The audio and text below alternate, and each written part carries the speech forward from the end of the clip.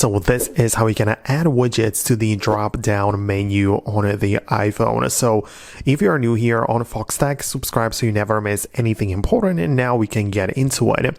So you're going to swipe down from the top portion of the display like this and get here, and you can swipe down from the top right and get in here.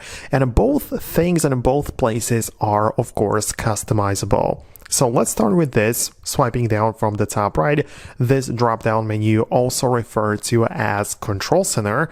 This can be edited and you can add these like widgets or whatever when you either tap on the plus icon in the top left corner, or you hold it down on some empty place and you get to this edit page where you can like resize, reorganize stuff and delete some of the existing things, right? But you always have the option to click on add a control like that, right? So you have to actually click it properly, not like I did, but just make sure you tap on it like that and choose from all of these available widgets or controls, right? So you're gonna see plenty of useful things like Shazam, or some different third-party apps might have their own, so you can add like shortcuts to your camera or Snapchat, right? Whatever you have available, you can add it to your page, right? So I can see I can add like a dedicated Wi-Fi toggle in there.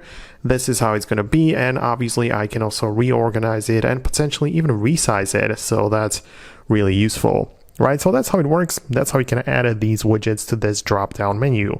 If you, on the other hand, mend this drop-down menu, which is also the lock screen / notification panel, you can similarly hold down on it like that, click on customize, and here we have the area for widgets.